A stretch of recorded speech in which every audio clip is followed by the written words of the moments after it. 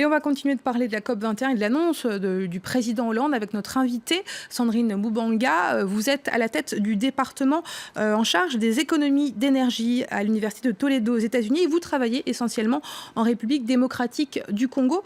Est-ce que vous pensez que l'aide financière de la France est suffisante ? Alors, bonsoir. Je pense que 2 milliards de dollars, c'est un très bon début pour l'aide à l'Afrique. Et je veux vous dire qu'avec ma compagnie Smin Power Group, avec 34 000 dollars, nous faisons à peu près 3 maisons. Donc, 2 milliards de dollars, c'est un bon début, mais ça ne va pas couvrir tous les besoins nécessaires en Afrique.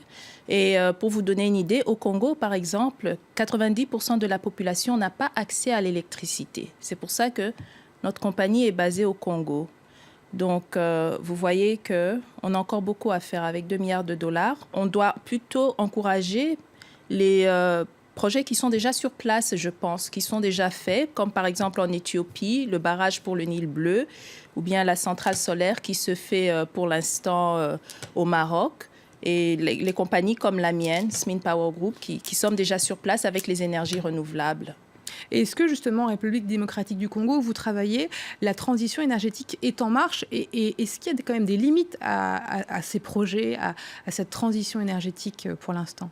Ah oui, c'est une très bonne question parce qu'il y a des limites en effet. Par exemple, nous avions eu une bonne discussion avec M. Obaminaku qui est en charge du Parlement pour pouvoir trouver un moyen d'exonérer les produits pour l'énergie renouvelable, c'est-à-dire par exemple les panneaux solaires, les choses dont on a besoin pour favoriser les énergies renouvelables. Si on peut les exonérer, ça va déjà aider à vulgariser toutes ces technologies pour réduire les émissions de gaz à effet de serre.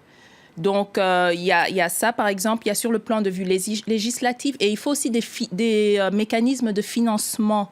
Par exemple, créer un marché pour le crédit carbone, créer différents types de marchés de ce sens en Afrique pour un peu récompenser les gens qui utilisent les énergies renouvelables.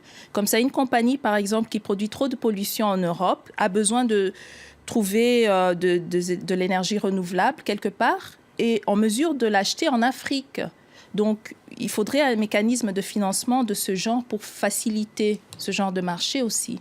Merci beaucoup pour toutes ces précisions, Sandrine Moubanga. Merci beaucoup. Merci.